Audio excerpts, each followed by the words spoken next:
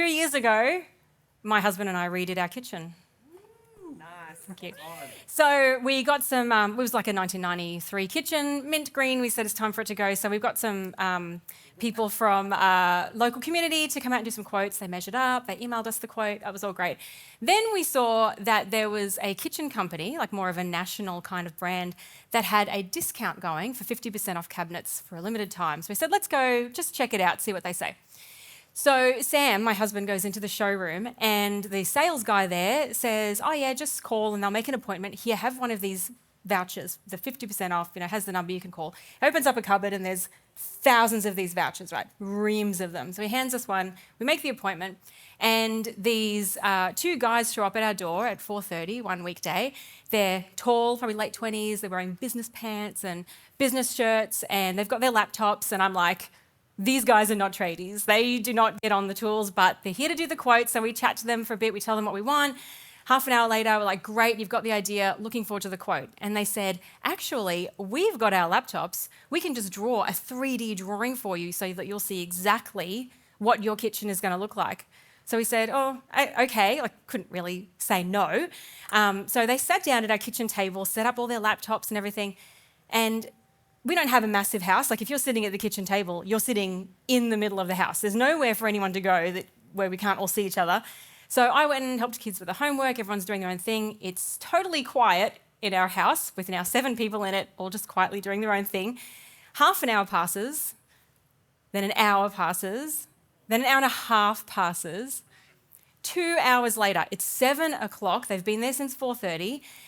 The kids should be getting ready for bed. We've done nothing because I felt so awkward. I'm like, do I go into the kitchen and then I'm making dinner and we're just all going, yum, great dinner. And they're sitting there and I'm not feeding them. But if I feed them, I'm weirdly crossing this border into like, come into my family. It was really weird.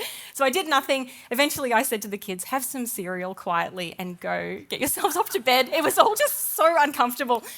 Finally, at 8 o'clock, so they'd been at our house for 3.5 hours, they said, we're all done. And we're like, thank goodness, because we were starving, we were done, we wanted to be finished. So we sat down with them, they showed us this 3D thing, we're like, that's pretty much what we expected, thanks. Like, it looked a lot like what I had done on the IKEA website in about 25 minutes, but anyway, we were very appreciative.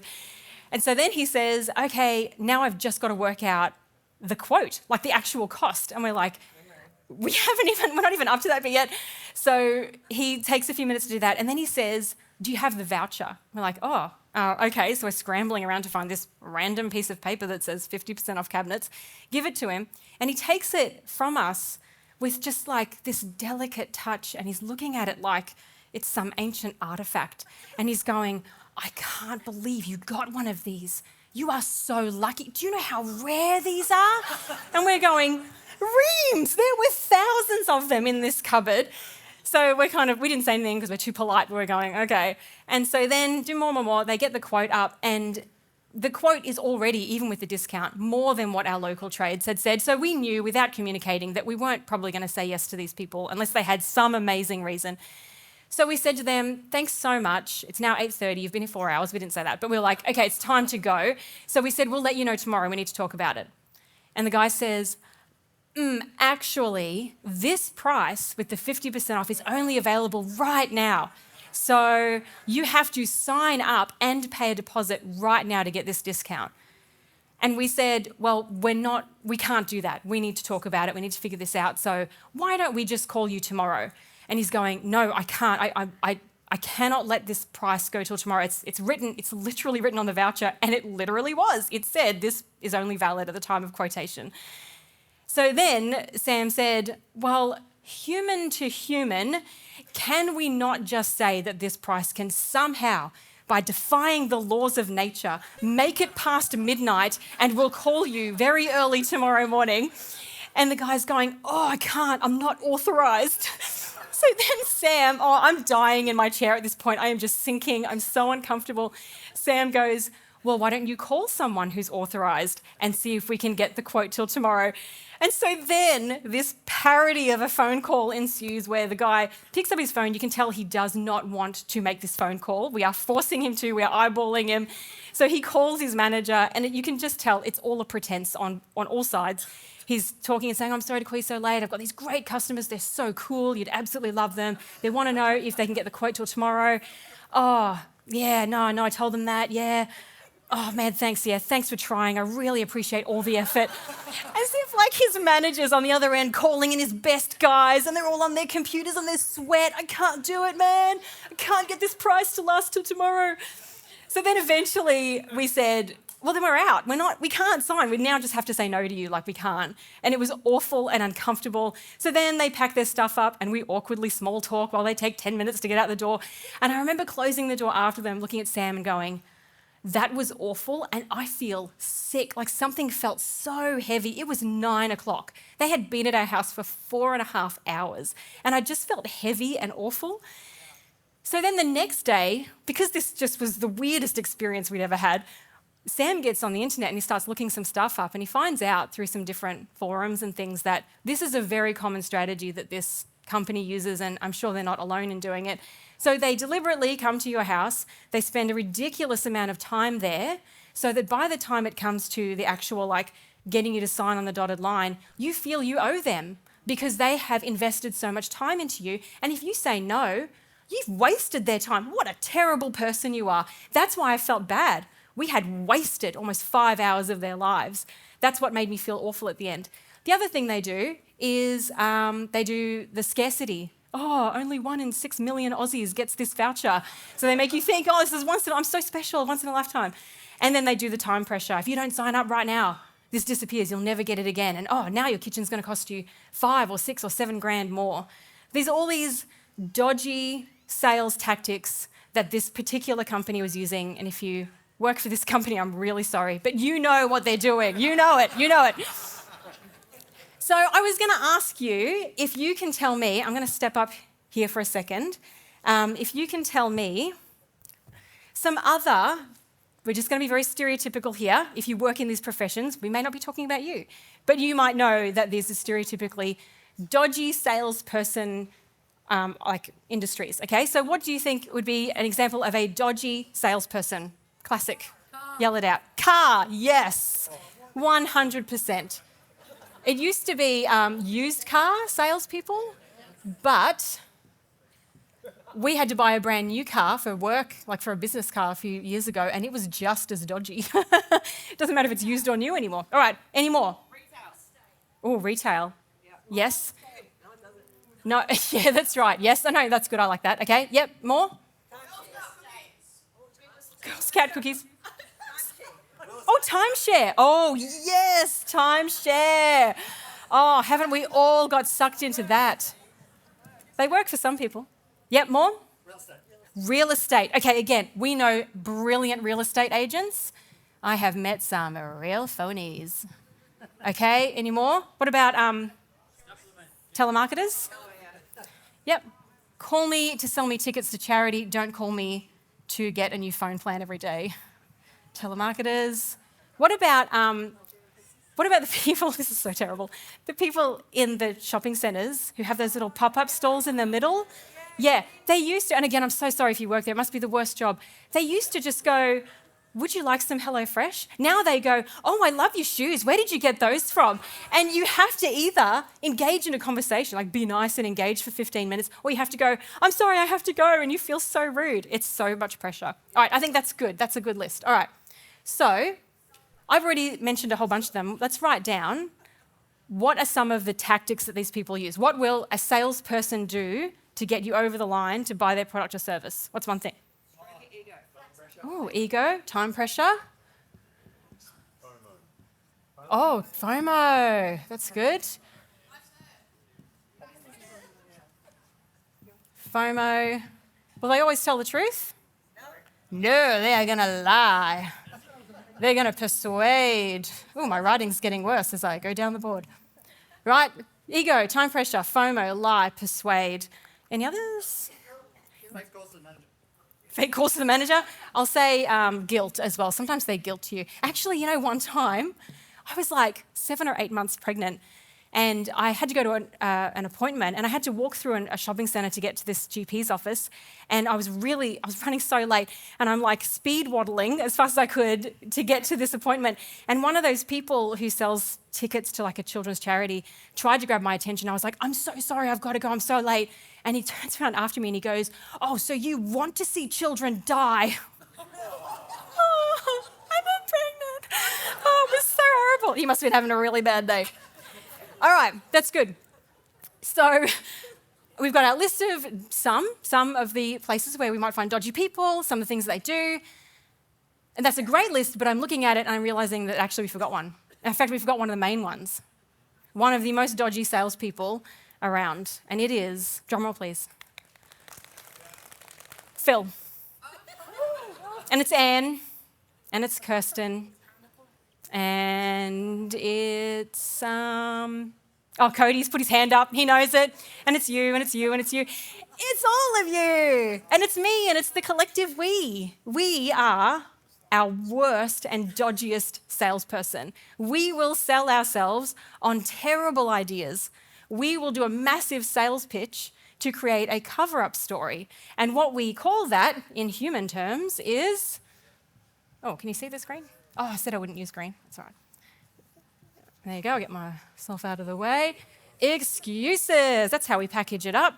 And we use these excuses to make ourselves feel better about bad decisions that we made, or justify poor behaviours and things that we've done, or to let ourselves off the hook for something that we just don't really want to think about or we don't want to face anymore. So an excuse is really just the way that we lie to ourselves. We're dodgy salespeople. And an excuse is different to a reason, I just want to clarify. So if I said, I bought $200 shoes because I'm a bridesmaid, and even though I couldn't really afford them, that is what the whole bridal party was wearing. So I had to buy these $200 shoes. If I said, I bought $200 shoes even though I couldn't afford them because I'm a bridesmaid, that's an excuse. Because I didn't have to buy $200 shoes, I wanted to buy them, and I'm using that as an excuse to buy something I can't afford. See the difference between a reason? Reason is fact, excuse is a lie that we use to cover up something else, right? Okay. So in this series, you'll be glad you did. We've been doing this for about 5 weeks. This is the last day. We've just been talking about very unoriginal advice. We've heard it all before, but it's the kind of stuff that if we apply it, then we can save ourselves some pain for other people, and you'll be glad you did. It's like a friendly advice column. So today, if I was to sum up the friendly advice, I could do it in 4 words, and it would be, stop lying to yourself. Or we could say, be honest with yourself. Stop lying to yourself, be honest with yourself. I think we could all agree that's pretty good advice. Yeah? All right.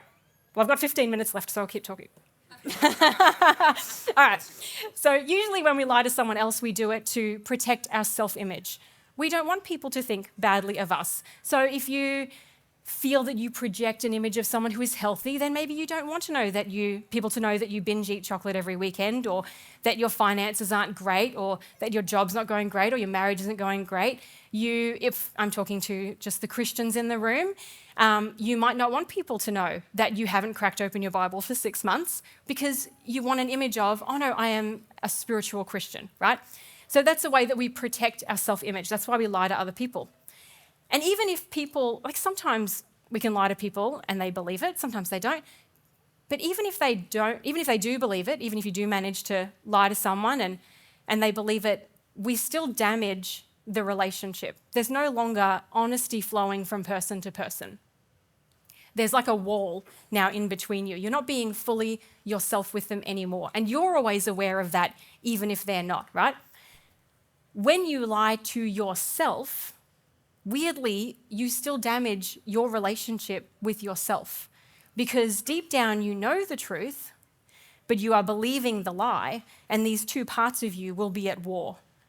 There will be dissonance, and you will feel it. You will feel it like an unsettled feeling inside you. You know the truth, but you believe the lie, and that will always be at war with itself.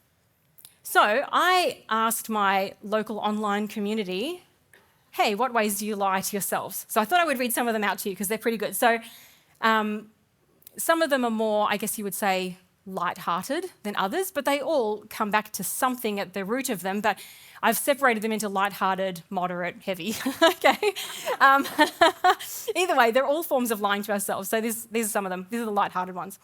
It's okay to have a piece of carrot cake with my coffee because it contains fruits and vegetables. Yeah. Yes. Another one would be, I can eat chocolate, it's a plant. Okay.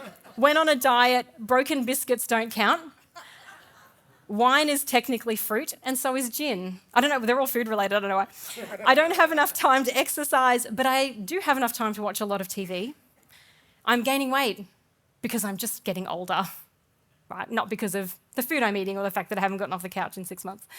All right, and then there's some bigger lies. Again, it's still the same sales pitch. I've just separated them out a little bit. I tell myself, tomorrow I'll start my healthy eating plan. But deep down, I know tomorrow isn't really tomorrow, and then tomorrow never comes. Everything will be better once I finish this one work project. Yes, I totally agree. I think that's it. And then 5 years later, you're still overworked, stressed, and nothing has ever changed, right? Okay, that's good. I'm glad you resonated with that one. My drinking is under control. By buying vegetables, I am the healthy person I want to be, even though I never eat them. I love that. As long as it's in my fridge, it's kind of in my body. It's so good. I never steal anything, but I desperately needed a jacket for a job interview, and that made it okay. Justifying poor behaviours. Oh, now I've got a job. Hopefully they went back and paid for it. Okay. Sometimes a big lie that you've sold yourself on means that you're hiding a really big part of yourself or covering up some really big part of your identity. So if I said to you, why haven't you started that business that you've always wanted to start? Why haven't you started that project, that thing that you're really passionate about? Why haven't you started that course that will get you into the job that you really want? Why haven't you spoken your mind at work? Why haven't you told anyone that big idea that you've got? And I guarantee most of us would say, well, I don't have time to do that thing, or it's just not the right time right now, or you don't understand the situation, only I get it. But I would also guarantee that that is an awesome sales pitch that we've sold ourselves, that that is actually a lie, that we are choosing to believe.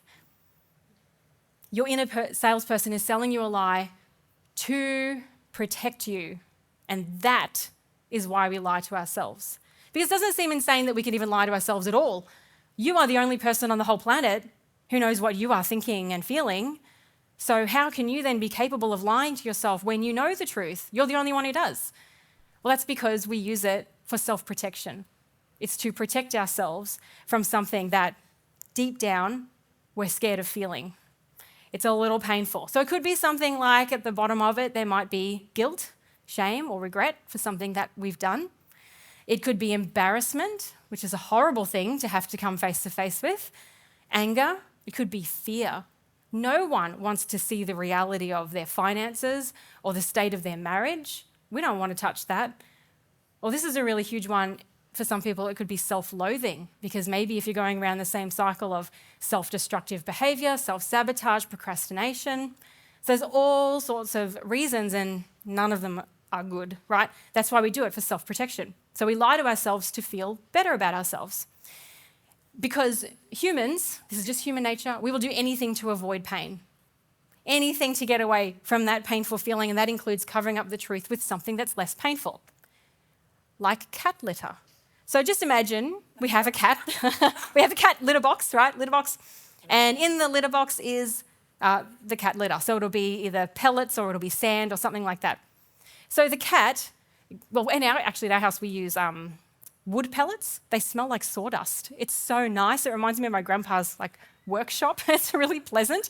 So the cat goes to the litter box and it does its business, and what's left behind is poo. Am I allowed to say that? I'm like, poo. There's poo there. And no one wants to see it. No one wants to smell it. No one wants to deal with it. What does the cat do? It covers it over. And now, yay, our house smells like fresh wood shavings, and it's pine, and it's beautiful, and we can't see it anymore. We do the same thing to ourselves. We go into dodgy sales mode, we sell ourselves a lie, and it's so much better to believe that lie than it is to face the truth. It's just, oh, that's better. Now I'm off the hook. Now I can sleep at night. Now I don't have to take responsibility. Now I don't have to do something that's going to be really uncomfortable. So that's the why. That's why we are capable of lying to ourselves when it should be impossible. Now let's talk about how. How do we dig, this is gross, dig into the litter and find the truth underneath? How do we do that? If you have been in any of the like entrepreneurial or personal development type spaces, you'll have heard of a guy named Simon Sinek. And he talks about, I don't know if he invented this or just made it famous, the 5 whys, which means that you start with the surface level, whatever is first out of your mouth, you start there and then you keep asking why until you get to the bottom, what's really underneath. So I'm going to give you some examples. Can you help me bring this up, please? If you've been wondering what's in the mystery box, you're about to find out. Can we move it forward a little bit? Okay. Actually, move it here. So I'm going to give you some actual examples. Well, sorry, these are made up, but I'm going to demonstrate it for you. So if we say this is our top level lie, so just say I have $10,000 on my credit card, I'm in debt, and I go out and I buy a $5,000 brand new 187-inch OLED TV or whatever is cool and fancy. And I might, on the surface level, justify that by saying, well, you know, our old TV was pretty small, and this way we'll just never go to the movies. We'll actually save money in the long run, and we'll invite the neighbours over, and we'll talk to them about Jesus, and they'll become Christians. It'll be an evangelical tool, right? So we justify it, putting this extra debt onto our credit card. So that's what I would say. That's why I've bought that TV, even though it makes no sense. That is why. That's the reason. Okay, but why did you buy the TV? Well, it's a fun family purchase, and I just felt like everybody needed just a bit of a pick-me-up.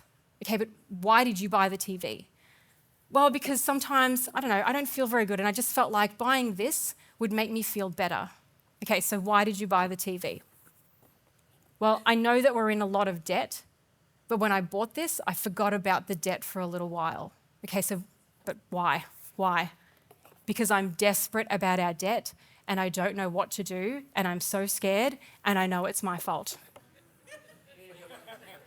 And there it is. At the bottom of all of that, there is someone who is so scared and frightened of the debt that they are choosing to ignore it by living as if they don't have it, because the fear of the financial debt is so extreme, right? I'll give you another one. Okay, I haven't talked to my dad for a year. This is an example. I have talked to my dad for a year. Let's just say I haven't talked to my dad for a year. Okay. So I would say, oh, I just haven't talked to my dad for a year. Okay, why haven't you talked to your dad for a year? Well, I'm just so busy. My life is cray-cray. All right, why haven't you talked to your dad for a year? You know, I just can't prioritise him over the immediate things in my life, my kids, my work, my marriage. Okay, why haven't you talked to your dad for a year? Because, you know, what he did was pretty hurtful. He hurt me when he did this thing. Okay, so why haven't you talked to your dad for a year? Because I'm not ready to forgive him, and I don't think he deserves it. That's why you haven't called your dad for a year. It's so much easier to say to ourselves, oh, I just don't have time. But really, we're avoiding something that's really painful, and that is having to forgive someone that you're still angry with. No one wants to go face to face with that. Much easier to let ourselves off the hook and not deal with it. So we lie to ourselves. Okay, is that making sense? Yeah. Do you want one more? Yeah. Okay, I'll give you one more. This is actually one of mine. I thought I'd give you one that is a real one. This is one I did something very similar with to figure this out for myself, and I'm okay with this now. I'm still working on it, guys. But all right. So if you said to me, "Oh, Pauline, why don't you vulnerably share your emotions?" And I would say, well, I just like to hear what other people have to say, and I want to be able to help them and listen to them because I'm so altruistic and nice. Okay, so Pauline, why don't you share your vulnerable feelings? Well, I'm just a really private person. I'm an introvert, okay? Leave me alone. I'm an introvert. Pauline, why don't you share your vulnerable feelings? Well, because I guess I just don't know how the other person's going to respond. What are they going to say? Pauline, why don't you share your vulnerable feelings? Because I guess growing up, in my family, if you shared something vulnerable, you got laughed at. So, Pauline, why don't you share your vulnerable feelings? Because I'm scared to death of being humiliated for doing it. And that's the poo. Right there. That's the poo. So I am dealing with that. I'm fine. Please don't feel sorry for me. But this is what I'm saying. This is how you get to that. So I could go my whole life never being very honest with people, including my own husband, because I kept saying, oh, I'm just private, I'm an introvert, oh, it's fine. But really, it's that I'm scared. I'm scared that you're going to laugh at me if I say something like, I love you, or whatever, because we didn't say that in my family growing up. So be honest with yourself. It's terrifying, it can be shaming, it can be full of guilt. You might have to come face to face with something that you don't like about yourself or your behavior. But I think what we've got to remember is that in this, it's just you and you at this point. You don't have to say anything else to anyone. You don't have to do anything about it. All we're asking at this stage is just, can you get to what's really going on and just sit in that? Just be okay with that discomfort. And then when you are ready, you can do something about it. You can go and talk to someone, or you can journal it, or you can pray about it, or you can see a counsellor, you can make an appointment with a professional who can help you. You can do a course like Emotionally Healthy Spirituality, which we do here at the Junction. There's a reason, very specifically, that this little fella has a smile on his face, and that's because even though he stinks, he's really happy that you found him. Because only when you find him can we move through this. Because this is the thing. If we don't figure it out, this lie becomes our ceiling. We can't grow past this. We can't grow out of it. You can't have good relationship with people or yourself while we are stuck underneath this lie, right? Okay. So the thing that we're avoiding, the choices we're making, the thoughts we're thinking, we can't move through those and into something better. And you won't be able to have those really deep relationships with people because you will start to become like emotionally isolated because you're not even aware yourself of what's going on. How can you have a deepness of relationship with people when you yourself are stuck under here? Okay? And if we're doing that, if we're not being honest with ourselves and we're not being honest with other people, then we're most likely not being honest with God. If we're not being honest with God, then, and if we're lying to ourselves, like, I'm going to guess that our prayers are not going to look like us going, oh God, this is so hard. I don't know what to do. I need help with this. This is an awful feeling. How do I forgive this person? We're not going there and asking God for help. We're sitting there and going, oh God, thank you for my house and my family and my car. I am so blessed. Because this is the ceiling. We can't pray higher than this with God. We can't be honest with God if we're not being honest with ourselves. And he's probably sitting there going, oh, come on, I'm ready to help you with this. You just have to figure it out for yourself. Because God already knows all of it. He already knows it. He knows you through and through. I said you are the only person on the planet who knows how you're thinking and feeling. The only other entity that knows is God. He knows you better than you know yourself. And you can't be fully you, and you can't be fully you with God if we're hiding behind a lie. There's a really great example of this in one of the, a letter that was written to, oh no, sorry, this is something different. There's a story in the New Testament of Jesus meeting a woman at the well. Lots of us have heard this story lots of times.